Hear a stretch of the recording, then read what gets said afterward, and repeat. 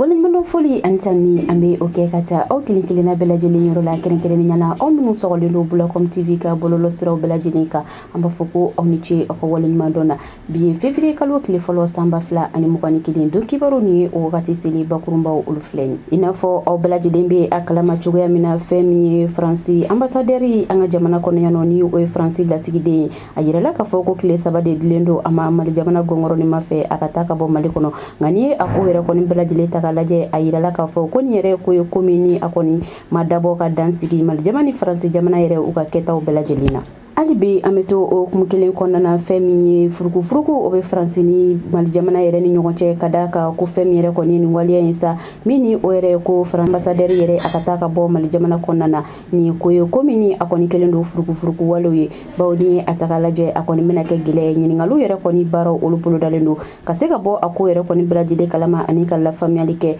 ani wele se madoma ni o yere ko ni betalike association do yere ko ni aligné maka anko mima ko association pour la restauration de la démocratie et l'éducation du Mali ni Monsieur Maliki Sangare Sondoro ani amina nyonsoro wasa akasika wala like ni kununa amba foko audanse ko kurai ina fo bakurumba fulula amboraka afo onyana tugamna femi mali jamana gongoro ni mai akoni ajira ka fo aka kuna foni ayra do kono saminu oboraka beni kunungo yere janvier kalo klebi sabani kele samba fla ani mukwan fla femi yere koni ko français ambassadeur ni oye ala sigidi mali jamana kono yono ko kle sabanyo kona de dilendo ama tugamina abeseka ta france jamana ka ninga bo mali kono ni yere ko yemini akoni kelendo furuku walo bawni atakalaje ni ko komini ayre mado yere ka kuma la sa ko ntena ke sababu ka sika France ni mal jamana ka bolo dunyo kuma mbe ka sika o chinwa ani fana ko minu yere be uni nyogonche bawo ko France de mal jamana ale coloniser ma oni atabla jilesa ko ani anga yere ma horo nyota yala ko ni wale mini abena ke sababu ka sika mal jamana yere ka yere ma horo nyo bela jileka asiki amawa inafo bakurumba fulula antunye afo onyana tugamina ambe wati mina inafo bi femi furuku o gajalindo mali jamana ani France jamana ni ngonche bawoni atakalaje femi France ambassadeur yere ko ale koni gena kabo anga jamana kono bawo kile sabade dira ama mali jamana gouvernement fe tugamina abesika takabo malla yala ni ko komini akilendo kama chama kuna fili ni yere atakalaje femi yere koni ni ko yala nyingalu yere koni buludalidu o atena ke gele malwa walni mina ke sababu kasika mali jamana yere koni ka bo France ka jo kono o kum kono na sa anga wole sira madomani ale yere koni onye maisani o rebetalike association de la restauration de la démocratie et l'éducation ka amanyema be ambulo koro Maliki Sangare amena nyini ngalu tengu ala tukamina abeseka idadoni koina fine yala amewati mina inafosesa baby akalama ngalu koni ajira ka foku femi France kire ni nyana ukala sigidimbe ambara yano ko kile sabade diledo ama akasika bo mal jamana kono yala ere hakilna ere jumeni ko bon nga foli be awye albi alaka amben kelema alaka ka tele tagane ambe min ko alaka usako kawye bon comme ya foto na gela min be français ni mali che na make bache mbe sigi ko fe doni parce que pour que ka malen don hakila kunu doni parce que fen chama dogolen be mali ni France ni ñogonche ni malen din chama temi kalama o doy dume depuis mali ba ka yera ma horoya ni wati mina hakilna ta wati mina ka nyini e France ma ban parce que mali kelenute farafin jamana chama jena ka nyini ñogon fe bon ye benkan do de sabati oni ñogonche o wati la parce que fen do de fanga fo malen yo ka fam parce que ni ay bi ba fo ni France tara mena muneke am se ka muneke France betan faut que ka do France yere moye mali kono abena muna abeta gelaj mebu nyonche bara nyoya jumebu nyonche c'est-à-dire au accord na mali ni a jate mina we accord tan kelenicien on nyonche o watila o e benkan abo d'accord amba ka yere ma horonya di awma mais amba dawma ni daluya doye aba bolo bla tege seben dola pour que seben nununa akaseka baraka ni o tan an kelendi ni atakalaje oko association ni association la restauration de la démocratie et l'éducation pour tous les Maliens donc association okani association yera asigi kunye jumende ani awbe baraminke ani fana yala ni walia mi talin fleni anga autorité tiklama feni o transition mawe abeni konwa Oui, c'est-à-dire ni ka ɲininkali in diyara n ye kosɛbɛ. D'abord an ka association ye association denmisɛnnin de ye, c'est-à-dire min sigila ni hakilina jumɛn ye parce que an ye jateminɛ kɛ bi mot fila b'a kɔnɔ n'an y'o fara ɲɔgɔn kan n'o ye éducation ni démocratie c'est-à-dire an ka éducation a ma faamu parce que nin bɛɛ de b'o kɔnɔ a yirala k'a fɔ an ka kalan dan tɛ ka taa école la i ka kalan ladamu sira fɛ i ka kalan c'est-à-dire ka se ka fɛn dɔn ka bɔ ko kalan ma c'est-à-dire an ka association sigila o de kama ka denmisɛnnin sifin bɛɛ hakilina lawuli c'est-à-dire k'u hakili éveiller pour que u ka se ka u ka yani ka sigi politique mɔgɔw mɛnna kan u bɛna fɔ a y'a kɛ tan a ye nin kɛ tan a ye nin kɛ tan pour que k'o dabila olu yɛrɛ ka se ka wuli ka dɔ kɛ u yɛrɛ ka se ka cɛsiri caman sabati association yɛrɛ hakilina nana ten maintenant an kɛlen k'a sigi an ye mun fɔ an ko an ka objectif bɛ kɛ min ye an ko éducation mɔgɔw bɛ éducation min fɔ ça c'est l'éducation pour tous sans exception bɛɛ b'o kɔnɔ mɔgɔkɔrɔba fara denmisɛnnin kan i taara école la i ma taa école la bɛɛ bɛ se ka éducation tɛ dɔwɛrɛ o ye lamara de ye lamara sira bɛɛ kan maintenant éducation fana se ka taa kalan kɔ a kɛra sanfɛkalan a kɛra dugumakalan a kɛra kalan sira o sira ye a baselen n'o kan maintenant n'an ye démocratie fɔ an bɛ démocratie fɔ parce que tubabuw ye démocratie de façade ta k'a d'an ma ka sɔrɔ démocratie yɛrɛ t'an fɛ yan maintenant an bɛ sensibilisation an ka association baselen n'o kan bi association sigila je crois que en 2016 maintenant 2016 ka se bi ma presque association a ye Mali bɛɛ minɛ parce que an bɛ taa an bɛ hakilina fɔ an ka point focal bɛ Mali bɛɛ presque yɔrɔ bɛɛ fo n'a kɛra nord yan fan ninnu sinon an bɛ Sikaso an bɛ Bamakɔ yan an bɛ Segu an bɛ Gao an bɛ Kayi an bɛ Buguni an bɛ yɔrɔ Kucala an bɛ yɔrɔ caman na c'est-à-dire an ka objectif tɛ fosi ye pour que denmisɛnninw k'a dɔn k'a fɔ démocratie yɛrɛ ye mun ye parce que an b'a fɔ ko bɛɛ jɛ fanga bɛɛ tɛ jɛ fanga na mais bɛɛ de bɛ hakilina di i kana sigi ka dɔ lamɛn k'a fɔ nin ye nin kɛ tan nin ne bɛ se ka kɛ mais e ka wuli k'i hakilina di jamana maracogo ɲuman na a kɛra i ka sigida ye a kɛra i ka sokɔnɔna yɛrɛ ye a kɛra i ka dugu ye a kɛra i ka quartier kɔnɔ a kɛra yɔrɔ o yɔrɔ e ka se k'i hakilina di hakilina ɲuman min bɛ se ka fara ɲɔgɔn kan ka yɛlɛ maintenant n'i y'a jateminɛ an ka association ye mun na an yɛrɛ nin kɔn faransi ka kumakan in kɔn fɔlɔ parce que a ka tagali a bɛnna anw ma ka da mun kan parce que nin yɛrɛ démocratie de n'i ko ne man ɲi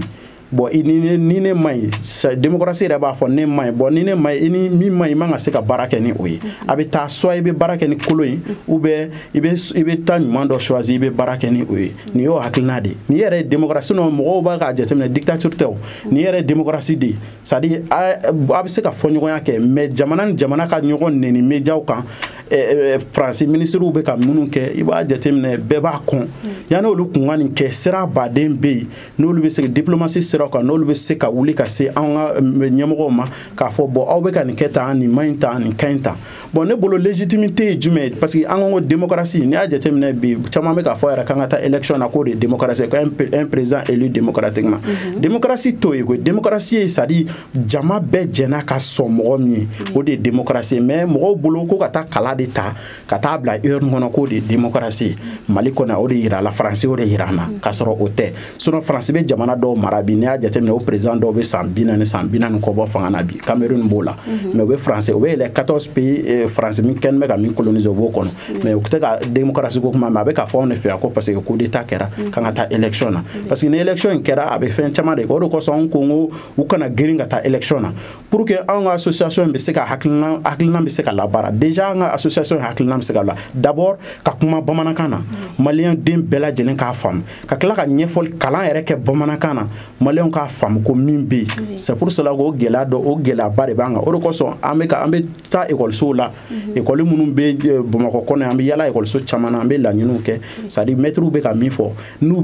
directeurs bɛ se ka sɔn maîtres k'a bayɛlɛma bamanankan na u bɛ explication di denmisɛnninw k'a bayɛlɛ bamanankan na denmisɛnninw k'a faamuya parce que n'i y'a jateminɛ denmisɛnnin fanba bɛ bamanankan de mɛn kosɛbɛ n'i ye kuma kelen fɔ kuma 10 fɔ tubabukan na mais n'i y'a kɛ bamanankan kuma kelen u b'o faamuya ni kuma 10 ye tubabukan na c'est pour cela k'a laɲinina an ka se ka baara kɛ n'o ye an ka association in b'o de kɔnɔ o de kosɔn an ka association in bɛ ka gouvernement dɛmɛ k'a soutenir a ka mouvement bɛɛ la c'est pour ça o yɛrɛ hakilina kura nana na tuguni mun na sisan an ka association de bɛ ka nin baara an sera dɔw ma olu ko mun na k'an tɛ jɛ ko k'a kɛ plateforme ye c'est-à-dire an ni minnu ye hakilina kelen pour un Mali de demain an ka fara ɲɔgɔn kan bon n'o ye tiɲɛ c'est-à-dire c'est-à-dire on met une plateforme créée, je crois qu'il y a un chamamba dans les jours à venir à un lancement officiel qui a nos plateformes ou l'association qu'on a déjà l'association biolo blanco en haut des recensés c'est essentiel là ko do idana aywa kuma kunche kuma na ibese ga jumay farani ka fole nuka bon mais mi faudron ko malien beki haklina la sig haklina tege jamana te se ka ni ko jamana kura parce que an bebe ka mali kura ko kuma defo ango mali kura ali akuna foni dila o bala fa ko fena ka ke kuna foni dila kura wi parce que ni ya jetemne jamana o jamana kono bi ni gɛlɛya nana jamana kɔnɔdenw de b'a gɛlɛya sɔrɔ fɔlɔ a fɔlɔ kunnafoni dilaw olu ka kunnafoni diko ɲuman a n'a diko jugu o de bɛ se ka jamana kɔnɔdenw muruti o de bɛ se ka na ni gɛlɛya caman ye c'est pour cela que ma ye ni déclaration kunu a fɔra ni décision tara kunu Mali fɛ yɔrɔ min na dɔrɔn faransi opposant si tɛ yen min ma fara ɲɔgɔn kan dɔw yɛrɛ bɛ u bɛ tile ka Macron ni su ni tile mais u bɛɛ allié la Macron na kunu ka Mali kɔnɔna ka tila k'a fɔ tuguni ko olu ka mɔgɔ 53 sara Mali la ko Mali m'o dɔn olu ye mais maliyɛnw ka min faamuya an ka maliyɛn sɔrɔdasi min sara Faransi ye a ka ca mɔgɔ 10 ni kɔ ye mais olu ɲinan'o kɔ mais n'u ye nin fɔ an ye an b'a fɔ non vraiment ninnu nana an dɛmɛ u sɛgɛnna mais an k'o de faamuya an k'an tigɛ di ɲɔgɔn ma jamana tɔ Faransi o de misaliya yira anw na bi c'est à dire ko n'a ni a chauffelen don jamana da la a kɛra opposition i kɛra majorité a bɛɛ k'aw tigɛ di ɲɔgɔn ma denmisɛnnin fara mɔgɔkɔrɔba kan hakilina don hakilina tɛ an ka jɛn k'an tigɛ di ɲɔgɔn ma pour que jamana ka bɔ nɔgɔ la ni jamana bɔra nɔgɔ la tuma min na an ka fɔ ɲɔgɔn kɔ ninnu an bɛ sɔrɔ ka na ni olu ye mais ne b'a ɲini maliyɛn bɛɛ fɛ hali bi an ka gouvernement min bɛ yen an ka soutenir parce que an b'a soutenir sɔrɔsiw tɛ k'an b'u soutenir parce que u bɛ ka kuma baw fɔ parce que mɔgɔ dɔw bɛ ka fɔ ko populistes de do bi populistes tɛ parce que u bɛ ka fɛn fɛn fɔ ne dalen bɛ n ka so kɔnɔ ne hakilina o ye u bɛ ka fɛn fɛn fɔ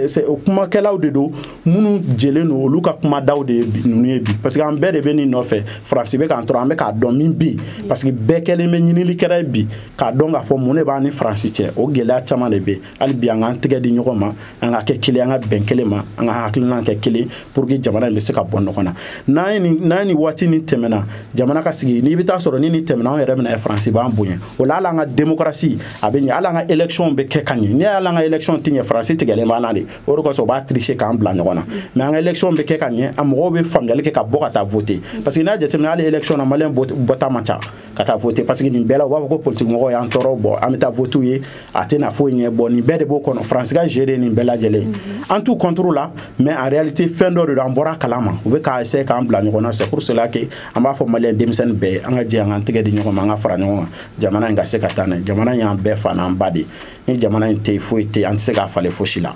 voilà ok an b'a fɔ ko i ce i ka waleɲuman dɔn na i nani a diyara n ye nin ka kɛ a siɲɛ fɔlɔ ye nin kana kɛ a siɲɛ laban ye inshallah ayiwa hakilina jiginna an bɛ a fɔ aw ɲɛna ko maa min tun bɛ an bolokɔrɔ bi o de ye Maliki Sangare ni ale yɛrɛ jɛkulu dɔ ɲɛmaa ye jɛkulu min ni an ko a ma ko association pour la restauration de la démocratie et l'éducation du Mali hali bi an bɛ to o hukumu kelen kɔnɔna na fɛn min ye Faransi ambassadeur tali ye ka bɔ Mali jamana kɔnɔ ko nin ye ko ye ko min ni a tɛna gɛlɛya don an kan wa walima nin yɛrɛ ko ye ko min ni a bɛna kɛ sababu ye ka se ka Faransi yɛrɛ Mali jamana ka bɔ Faransi ka jɔ kɔnɔna na ani an ka se ka an ka kɛtaw ni an ka fɔtaw bɛɛ lajɛlen ka se ka an yɛrɛ ka décision ta an yɛrɛ ye a ko kɔni hukumu kɔnɔna na sa jamanadenw olu ye u hakilinaw di fɛn min ye an ka kunnafoni ɲinaw ye u wulila ka dugu kɔnɔ u ye minnu sɔrɔ an ka olu la moi même personnellement a ka di ne o ye diya dan yɛrɛ de a ka di ne parce que a ka di ye ka da contexte mun kan contexte ka ca ni mɔgɔ y'a yirila k'a fɔ ko directement ko i ka diɲɛnatigɛ fɛn tɛ yen diɲɛ kɔnɔ fɛn bɛ taa fɛn k'a foyi tɛ se ka taa ni ale tɛ directement i fana il est temps tɛ se maliyɛn fana ka ba don a yɛrɛ la maliyɛn k'a yɛrɛ valoriser et c'est tout c'est juste pour montrer eux que k'a fɔ olu do olu tɛ o tɛ se Mali bɛ yen et c'est tout parce que ils ont déjà oublié des passés u ɲinana ko tɛmɛnen ko caman tɛmɛna sani bi ka se et c'est tout a diyara ne bi a diyara ne sini et c'est tout voilà ka to Mali la yan ne kɔni fɛ a ka d'an ye a ka d'an ye a ka to Mali la yan n'a kɛra ma ka di parce que an yɛrɛ bɛ ka tubabukalan de kɛ an bɛ ka tubabukalan de kɛ pour que an ka ko caman bɛ yen nɔ a bɛ se ka taa ɲɛ cogoya min na donc a ka d'an ye o de kama Français ka to Mali la k'an dɛmɛ ko caman na. Hakilila ye min ye ne tasirin tɛ Faransi ambassadeur tali la dɛ ne yɛrɛ Seku Muhamadu Karanbiri n'a bɛ bɛn ne kunkolo tigɛli ma a ka bɔ a la pour que Mali ka taa ɲɛ quoi o de ne ka hakilila ye c'est à dire an yɛrɛ mina ko nin dala quoi le c'est à dire yɛrɛ kin presse la le kuma dɔ c'est à dire u ye an ka fama o ye ta ka tɛmɛ quoi parce que u tagali quoi c'est à dire an ka lafiya le b'o la quoi n'a segila ɲɔgɔn ma na an bɛ ɲɔgɔn bonya parce que Mali tɛ supervertir koyi jamana le don voilà. France bɛ Mali kɔnɔ san joli hali a ma se k'an ka kɛlɛ yɛrɛ ban pewu an ka gɛlɛya France fɛn nɔ de don a ka bɔ yɛrɛ pewu. Ni France kɔni bi yan kɔni an ma tila fɔlɔ dɛ n'u y'an nɛgɛ k'an kɛnɛ da an ma tila fɔlɔ dɛ an ka ja an kana segin kɔfɛ dɛ u ka taa yɛrɛ de pewu k'an ka bila pewu an ka yɔrɔ bila pewu ka taa an bolo an yɛrɛ b'an an ka page an b'an ka page an yɛrɛ mɛ yan an ka b'an ka dɛgɛ nɔni yan k'a mɛ an yɛrɛ yan. kunnafoniya wɛrɛw la ni a taga lajɛ a yirala k'a fɔ ko fɛn min Mali jamana passeport ko yɛrɛ sa ko a kɔni tɛ an ka bolo kan bawo ko a dilanni kɔni bilalen don Faransi ka dɔ yɛrɛ de ale kɔni bɛ a ɲɛmaya la an ko min yɛrɛ masa ko société MSN ni ye nin waleya yɛrɛ taga lajɛ sa maa min yɛrɛ ko o ye a président ye baara yɔrɔ yɛrɛ sa ko o de bɛ tali kɛ monsieur Daniel la fɛn min an ka autorité tigilamaw ye kɛrɛnkɛrɛnnen ɲɛna fanga tɔgɔ fɛ bilan bɛ an ka jamana kɔnɔ an bɛ waati min na i n'a fɔ sisan o kɔni ye fɛsɛfɛsɛli walew boli ka se ka nin ko ninnu yɛrɛ kɔni bɛɛ lajɛlen dan kɛnɛmaya a ko yɛrɛ senfɛ sa a yɛrɛla k'a fɔ ko yurugu walew fo ka taa se ko caman wɛrɛw ma olu kɔni bɛ a ko jula bawo ko ni a taga lajɛ Mali jamana passeport dilan yɔrɔ kɔni a ɲɛmaya sa ko o kɔni bɛ français dɔ de bolo wa a ko yɛrɛ bɛɛ lajɛlen sa ko a kɔni kɛmɛ ko ye ko min yɛrɛ ni a hakilina bɛɛ lajɛlen tara fɛn min an ka jamana kuntigi kɔrɔ yɛrɛ kɔni ale fɛ o yɛrɛ tɛ a bɛɛ lajɛlen fɛn min carte na ko fana sa ko o bɛ nin cakɛda in yɛrɛ bolo min ni o ɲɛmaya kɔni bɛ français bolo ni ye nin ko ninnu yɛrɛ taga lajɛ ko a kɔni kelen don gɛlɛyaba ye maliden minnu sigilen don kɔkana yɛrɛ la olu kɔni ma bawo ko fɛn min ye u ka carte na ko u tɛgɛ yɛrɛ kɔni tɛ ka se ka da u ka sababuya yɛrɛ kɛ sa ko u kɔni ye u ka carte d'identité ko ani fana u ka passeport ko ka o ko kɔni bɛɛ lajɛlen kɔni waleya ni ko ninnu yɛrɛ senfɛ sa ni ye nin waleya ninnu taga lajɛ ko a kɔni bɛ ka kɛ sababu ye ka se ka maliden kelen-kelenna bɛɛ lajɛlen ka hakɛ kɔni bɔsi a la bawo passeport ko nasiraw la fo ka taa se carte na ko ma ko maliden yɛrɛ sa an si kɔni ka kote nin ye ko in yɛrɛ sa ko a jagoyalen de don an ka wa an bɛɛ lajɛlen kɔni duguta siraw yɛrɛ la sa ko degun kɔni an bɛ o sɔrɔ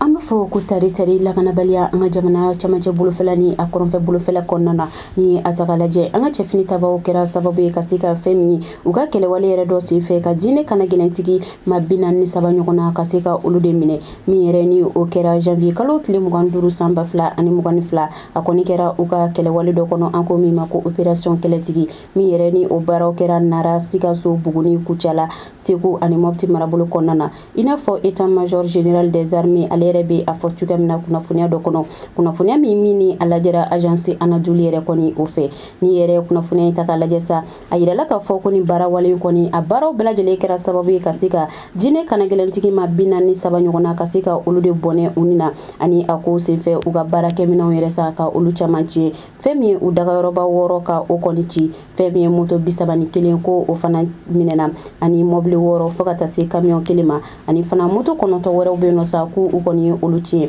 ani fɛn min ye ni maa kofɔlen ninnu sa ni o ye dantɛmɛ walima ninnu ye u ka fɛn caman wɛrɛw ko u kɔni ye olu bɛɛ lajɛlen kɔni minɛ u la hakilina jiginna an b'a fɔ ko opération kɛlɛtigi ni baara in kɔni ni ye a taga lajɛ a daminɛna Mali jamana kɔnɔ ka kɛ ni décembre kalo tɛmɛnen de ye a yɛrɛ bɛ don okumu kɔnɔ okumu min ni o yɛrɛ bɛ tali kɛ u ka opération baw la min yɛrɛ ni o bɛ wele ko Maliko ni ye nin ko ninnu yɛrɛ taga lajɛ sa ko a kɔni kɛra sababu ye ka se ka fɛn min ye diinɛ kana gɛlɛntigiw ka u bagabaga ani ka u jatigɛ dɔɔni bawo ko da kɔni bɛ ka jigi u la an bɛ waati min na i n'a fɔ sisan bawo ko ni ye a taga lajɛ depuis Irisini Mali jamana ka bolodi ɲɔgɔnma kɔni kɔfɛ ko nin waleya ninnu kɔni de bɛ ka sɛbɛkɔrɔ kɛ an ka jamana kɔnɔ yan nɔ ayiwa ni kunnafoniya ninnu de bɛ kɛ sababu ye ka dansigi bi don kibaru la Bulacom TV ale sanfɛla la an b'a fɔ ko aw k'an bɛɛ jɛn waati wɛrɛ inchallah